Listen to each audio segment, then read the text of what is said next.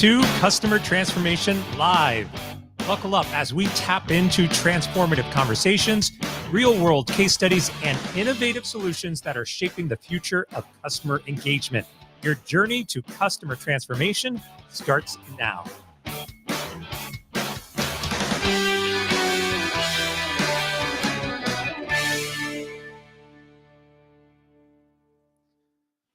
All righty. Brooke, welcome to the show. I made it. Yes, you made it. Well, so for those people who do not know who you are, why don't you introduce yourself? Oh, well, I'm the conversation lady, also known as Brooke Sellas, and I get on my soapbox a whole lot, as Chris will probably allude to here in a bit, about how we're using social media all wrong. We're focused on content when really we should be focused on connection with the customer or would-be customer. I love it. Two people who love getting on soapboxes and talking about customers. Oh, This is going dear. to be brilliant, I tell you. So, we're going to start with one of those because a couple of weeks ago on LinkedIn, you posted something and it reads, I'm going to read it for the audience. There are two types of marketing professionals. One, the ones who do everything with customer experience in mind or keeping your customers happy. Or two, the ones who focus on making their boss happy. Choose wisely. Now, I have to laugh at that. I followed up with a response. Could we fire the bosses? If only. Yes. So, well, I mean, where does this come from? Like, where is that mindset? Because we see it often Mhm. where we Yeah. can't really decide who to make happy, but Mhm. we know who we should be making happy.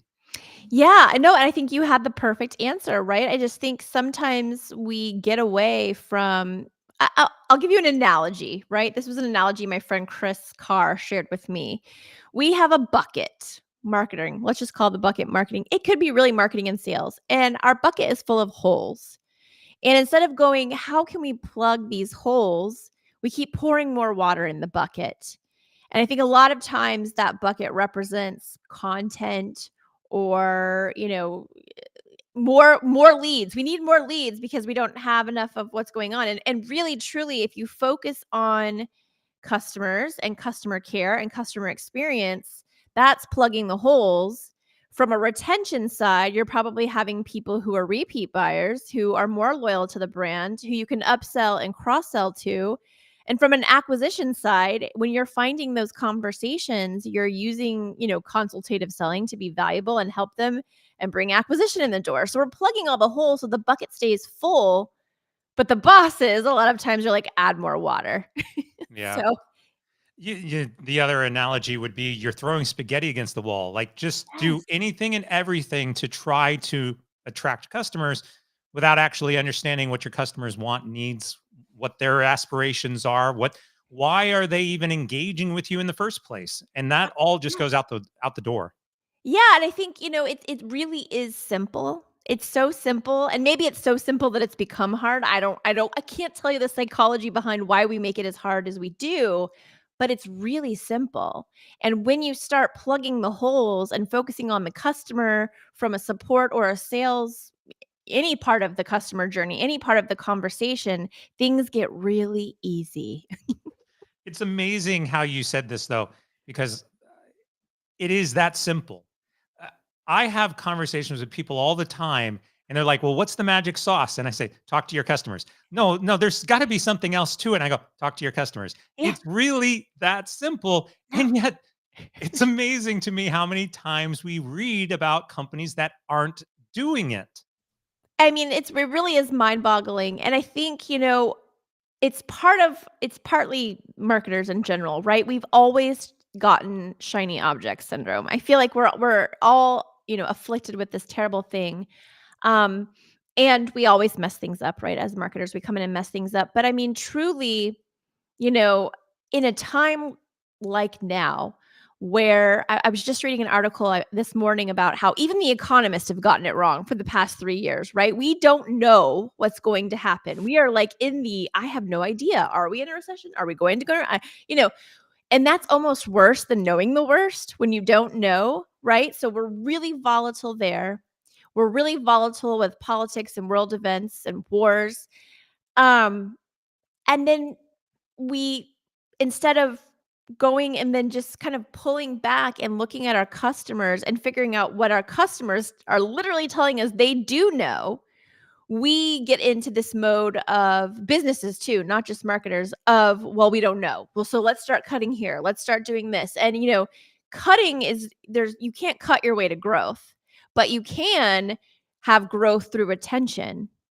Right? So I think when we start to look at talking to our customers and understanding what those needs and wants are and why they buy and how they buy and what they don't like or do like about the product or service, we can always grow through retention. That's how we've had growth this year at B Squared Media, is through retention. And that was a plan of ours, knowing that we're in the I don't know what's going to happen state, right? Yeah, the culture and the political nature of the world right now, it's creating a lot of confusion, especially in the marketplace. But do you think, and I don't want this to be a gotcha question, but do you think that businesses don't know, or do you think that on some level they don't care? Ooh. You know what? I think that's a case by case basis. I truly believe a lot of them really don't care. And that it's a trickle down thing, right? That comes from the top. And if the top doesn't care, it'll be very difficult to change, right? I also think, though, there are a lot of people who really care, they just don't know. And so that's why we need to continue to have conversations like this so that they can learn and they can understand and they can try to swing their strategy from acquisition, acquisition, acquisition, or scale, scale, scale to retention or optimize or, whatever that different mindset is. And in doing that, I think part of the alignment that you're talking about, and this is something I wrote in my book, was you have to not only understand what your customers are asking you, have this alignment between the organization, your business, and what your consumers are expecting. But there's got to be some level of conversation in Mhm. order to understand that. And it goes back to what we started with. If you're not having this basic conversation, I mean, let's put aside the polls and the surveys and all those, the reviews and all those things that we typically will Mhm. do in order to get feedback in terms of satisfaction. There's still root conversations that I think are needed to really understand and to align the business and operations with what you're hearing from the customer. Yeah, I mean, we wouldn't even have social care as a business, as a service for B Squared Media if we hadn't have been listening to our customers. So about like 6, 7 years ago, we've always been a social media company, but 6, 7 years ago, customers started saying, "You know, what if I don't need help with content? I just want you to help me, moderate what's happening on social. I just want you to manage the community that we have on this channel, whether it was social or a private channel." And we were like, okay, because we already did like basic community management. But again, in all of that listening, what we realized was they were talking about social media customer service. They were talking about, and funnily enough, they were talking about retention, right? Retaining customers through support on social. And what we found, and actually, beta testing and delivering this service, was that acquisition was also a big part of it too. So not just retaining customers and having retention to equal growth, but also having acquisition conversations and using those conversations to achieve net new revenue. And when I tell companies now that that's something that social care can do, both acquire and retain customers, which how many marketing things do both? Very little. Their mind is always blown, but it's not that hard if you start with the conversation, right? Yeah. Well, there's a correlation in here, right? That we as individuals, as consumers ourselves, we are going onto social media. We're looking at the reputation of brands. We're doing our own research. We're Mhm. saying, oh, well, this company has negative reviews. And then Mhm. we question whether or not we're going to engage with that company. And yet, on the flip side of that, we as consumers are leveraging social media more than ever before to complain about everything. Yes. So if there has to be some maintenance and care given to this conversation because if you just let all of the negative Oh, reviews, yeah, permeate out there, then you're yeah. going to lose that traction for new business. Oh, 1,000%. I think, it's hilarious because every brand wants a social present, but no brand wants to do the conversations, right? And that's where it all happens. In fact, there was a study when Twitter was still Twitter, and I'm still going to call it Twitter, by the way, but when Twitter was Me still too. Twitter, I'm with you. Yes. they did a report with Publicis. It's called Let's Talk Brand. And that report showed that consumers, like you said, Chris, are now using social media more and more to, research brands, discover new brands in that shopping buying moment. But not only that, they are now looking at brand conversations. So the conversations brands are having with people on social media channels, and they're weighting those conversations as high or higher than they are online reviews. And we're still stuck talking about online reviews, right? Like this powerful thing is happening with or without you, and it could be as powerful or even more powerful than the online reviews that people leave you. And yet very few brands are doing it. It's crazy. The brands and the reviews and the process. Look, for me personally, when I go and I look at a review, I'm always going first to the negative reviews because I want to try to decipher, like, is this a one-off instance where somebody's being completely Yeah, unreasonable and is yeah, just complaining because they want to complain? Like, because it okay, happens sort a through lot. that. You can tend to tell. And then, like if you're complaining because you walked into, a fancy restaurant and there was no reservations available and you're complaining about that, like that's on you. Like, Yeah, that's okay, in for decipher. error. And then, okay, we also understand that some of the best reviews are probably fake. They've probably been paid for. So you're kind of, and then you get into this middle section. You're like, Middle. okay, somewhere there's an average of Yeah, okay, I've got a good sense now of where this company is, but you have to do that research in the process. And at the same time, you're hoping that the brand, the business, is managing it in some way. yeah. I mean, it in my book, I talked about a hair care brand that I love. I use their products. It's called Kerastase. I think I'm pronouncing that right. And there was a woman right on Twitter, so it was public, you could see it, who went through and said, "Hey, Kerastase, I'm trying to check out. I'm trying to literally give you money for your stuff, which is probably why you're even on Twitter, right? And it keeps, there's an error that keeps happening, and for some reason, every time I go to check out, it doesn't like complete the process. Can you help me out?" Nothing.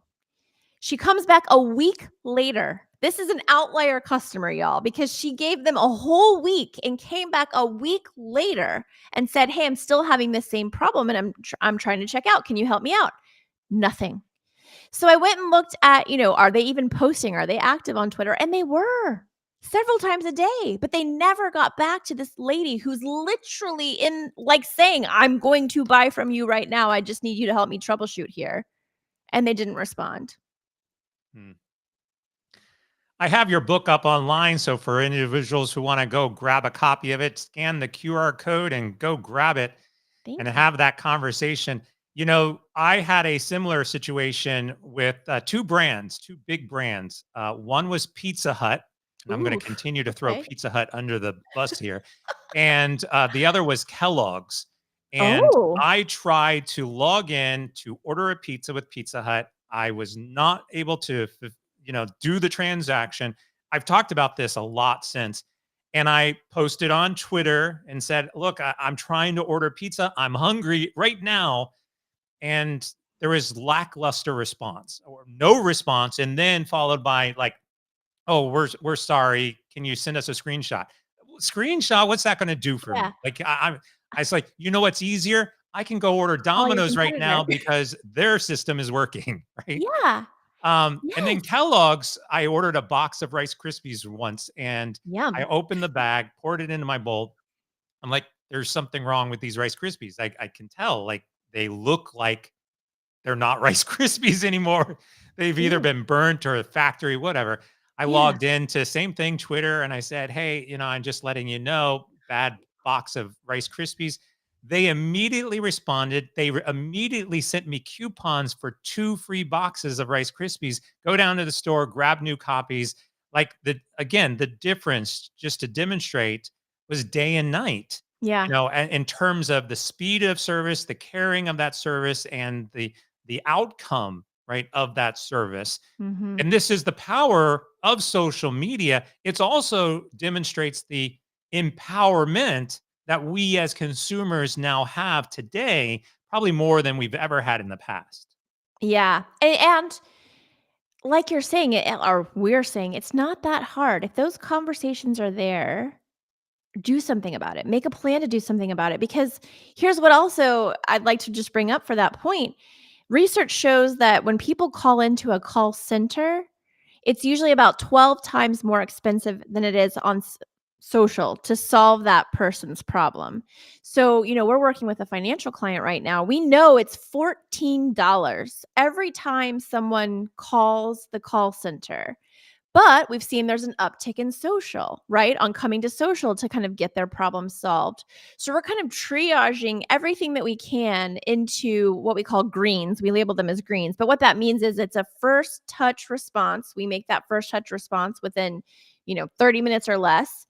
And then we also can solve greens in that first touch response. So it's first touch response, but also first touch resolution. And what we find is that that number between the call center and us is even further apart, right? We're trying to figure out what that number is, but it could be 15 to 20 times cheaper if we're handling those greens. But it also frees up if we're sending people to social for those green kind of questions or support questions. And then any sort of like difficult reds come through that need the call center. If we're doing all the greens on social and getting people to a customer, you have to call in for certain things because it's your money, it's your finances. But if they have more bandwidth to answer every single one of those reds, ready to rock, ready with a solution, that's even more overhead and time and money saved, right? So I think the smart companies are starting to realize like this isn't going away. People are coming to these channels to ask for support or sales help. And we have to figure out a way to do it. And then if we're really, really smart, we have to figure out a way to use it to our advantage so that we can cut costs in other places. It's one thing to have a team that's readily available to answer those calls, to be on call, right?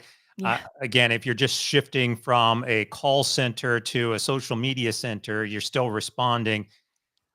But I think there's another interesting side to the employee, the internal perspective of social media. Mhm. We obviously want to have our employees promoting our own products, being ambassadors for the organization. And yet we also see that there are times where the employees don't necessarily align with their own company, Yeah. creating a little bit of turmoil, in Mhm. social media as well. How critical is that conversation? How critical is the alignment with your employees as ambassadors across social media? It's funny that you say that because we have mostly the clients who people are excited to work for, and they've worked really hard on creating that culture, right? So internally, it's so funny. Back to the question that led us all here, are you here to please your customers? Or are you here to please your boss? The companies, the brands that embody that customer first culture have a much easier time with their team, supporting their brand, being part of that employee advocacy for the brand, and then, trickling down into and helping with social, right? Helping with the support or the sales on social. For the companies who we work with who don't have, whether it be because, like you said, they don't care, or they just don't know, or they're trying, but they're not there yet, that customer first approach, it's very hard to have that trickle down into social because the team's just in there trying to check a box. They don't care either. And that definitely shows on social, unfortunately. I think the other side of this is we talk about building a customer centric culture, but too often we are training internal teams, especially from a culture perspective. We're only training the internal teams that are customer facing with this philosophy. right? Yes. So if you're spending all your time training customer service and customer experience for your marketing and your social media and your support teams, maybe your product teams, that's only half of your business. The Mhm. other half has to be aligned as well. I love that you said that. That's such a great point. So, that's our philosophy as well. Like, we have all of this data that's coming in through social care.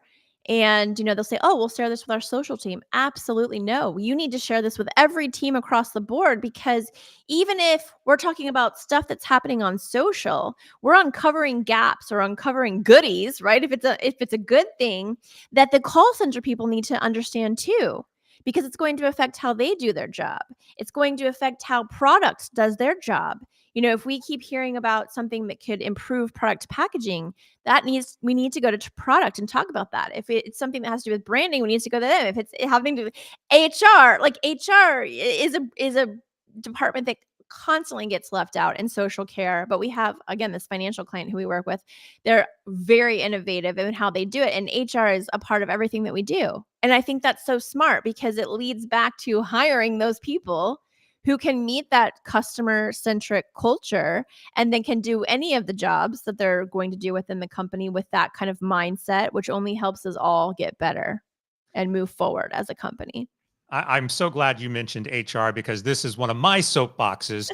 And, we talk about hiring, and I would love to hear your perspective on this. We talk about bringing people in that have that customer centric mindset. That's why Mhm. we're hiring them in because we want that culture. Mhm. And yet, every single job interview question is about the role you're performing. And none of them ever ask a question about, well, how do you feel this role, aligns with customer satisfaction? How do you Yeah. think that, are you responsible in this role for customer experience? Even like HR, it should Yes. be rooted in the HR organization because that's who you're trying to bring in and hire. And if you're not asking these questions from day one, day zero, before you even hire them, then Yes. how do you expect that to continue to evolve that, customer centric culture you're trying to build? You can't.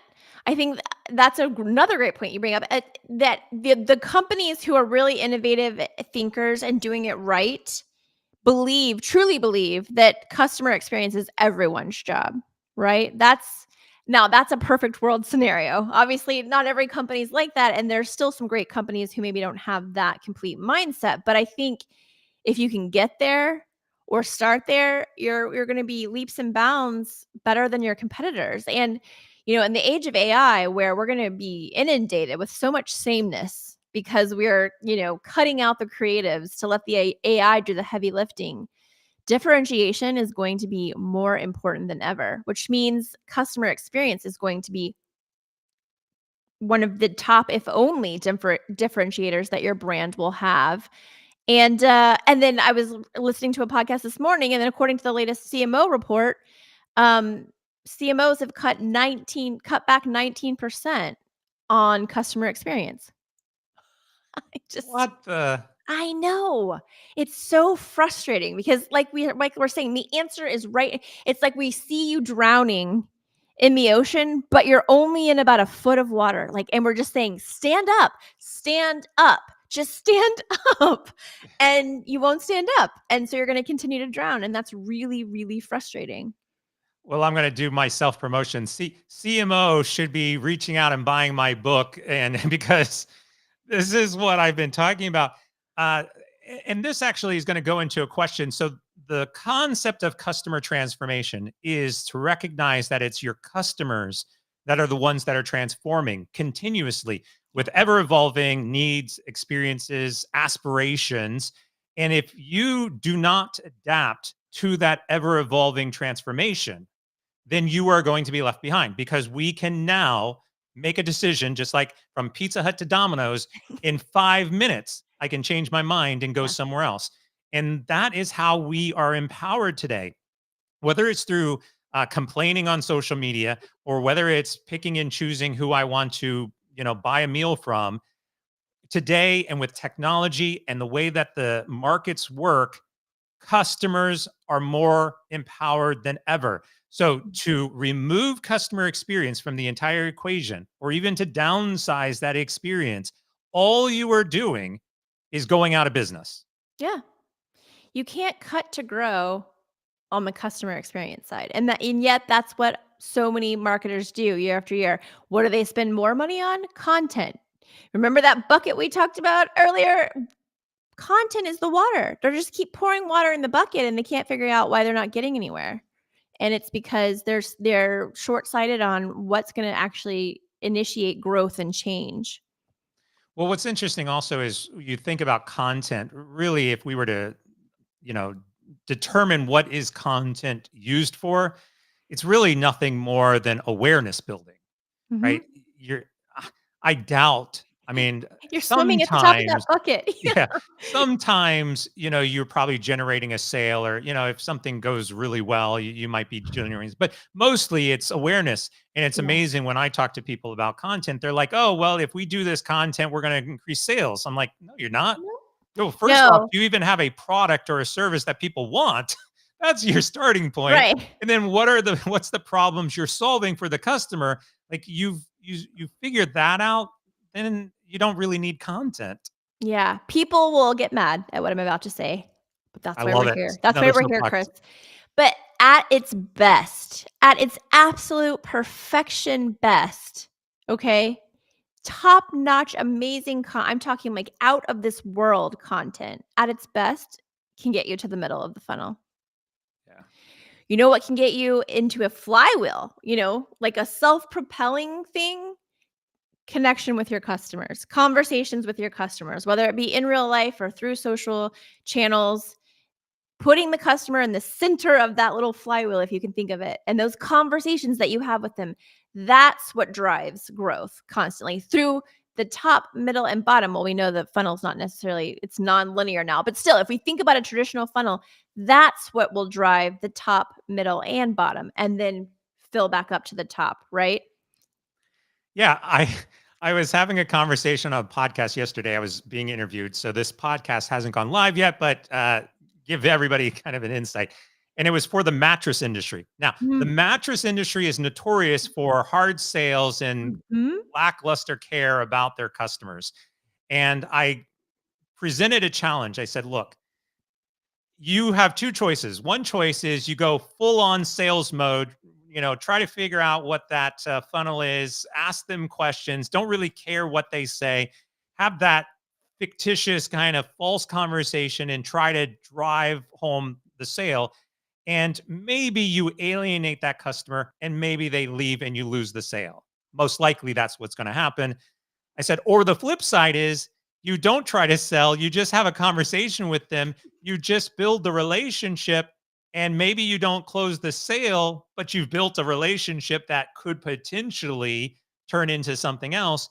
In both scenarios, you lose the sale. But in one of the scenarios, you have a higher likelihood to actually bring them back.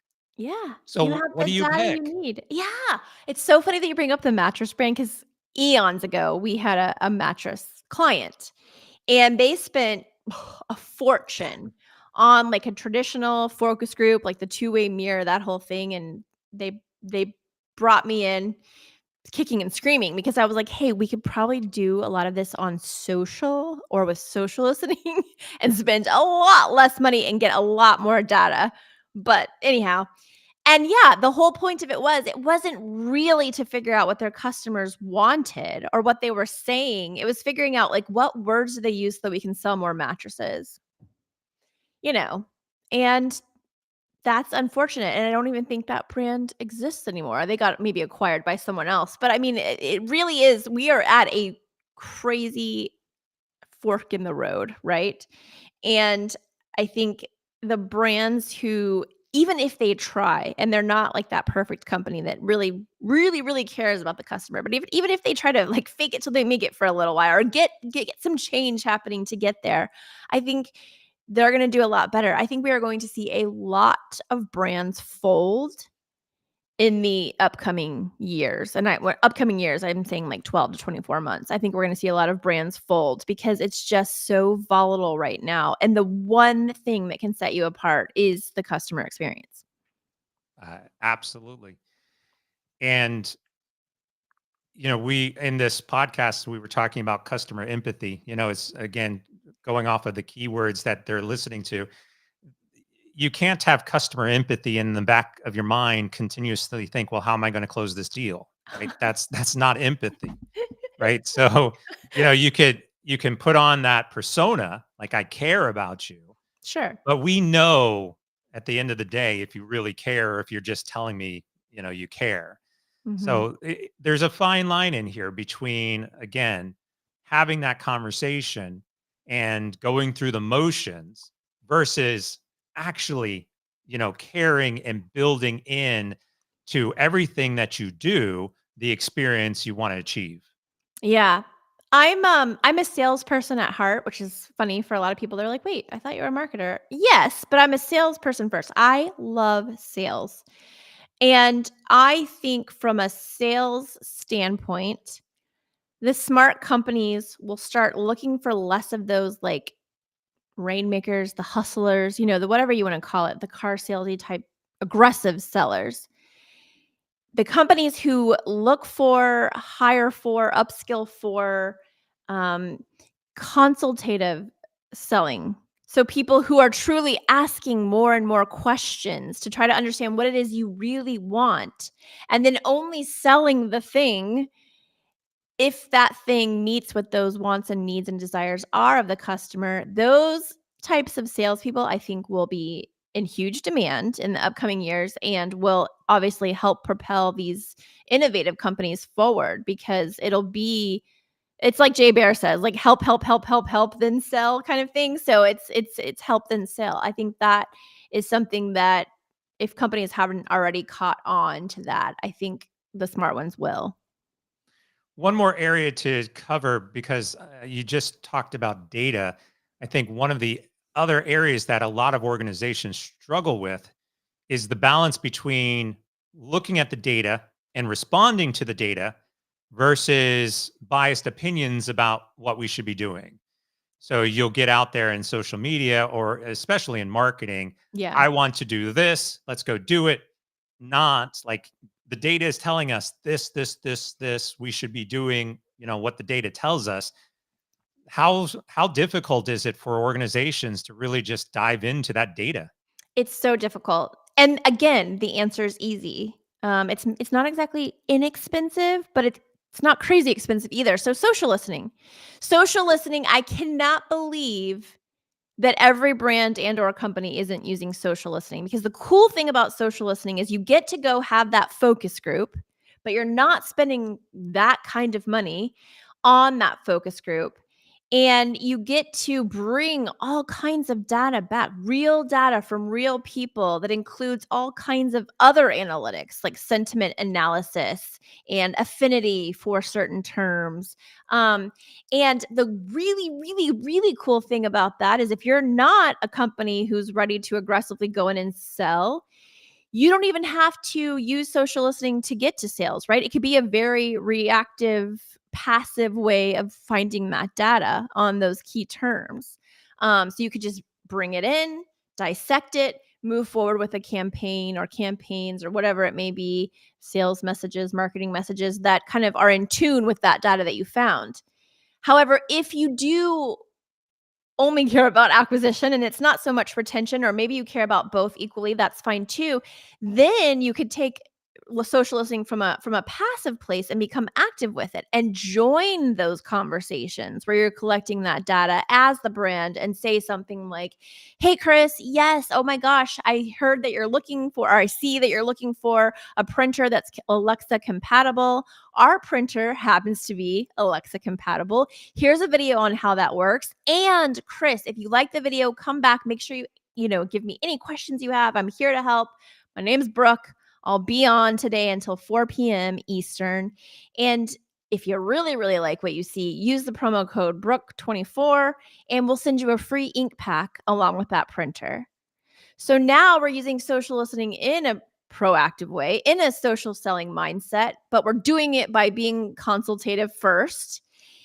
And the B part of that is if they actually use that promo link and Chris buys that printer so that he can get the free ink pack, guess what? That money gets attributed to the social team, to CX. And all of a sudden, when you can start to attribute revenue to CX and social media, who starts to pay attention? The C suite. Where do we start to hopefully get more budget from? The C suite, because now they see the value of CX or social and digital CX or both. I couldn't agree more. And I guess that's a great segue to the last question, which would be if a leader is listening right now and they are not necessarily customer centric and they're not listening to their customers socially, where do they start? What's the first step on that journey? Social listening, honestly. I think that's the easiest barrier to entry because again, you can do it passively. You can kind of lurk behind the scenes, but still get some really incredible data. Well, I guess well, first and foremost, if it hasn't been said already, I guess I was thinking they already took this advice. But if you haven't taken this advice, talk to your customer. That's actually the first thing. And then the second thing would be the social listening. Because the value that you can get, not just for your brand, but your industry, and if you really want to get crazy, your competitors, right? Because we're talking about being able to differentiate in this hard time. If you know what your competitors' customers hate about that brand, couldn't you then create some campaign that meets that differentiation point? Absolutely. But yeah, social listening, I think, is a really easy, not too expensive barrier to entry for nearly every single brand. Yeah.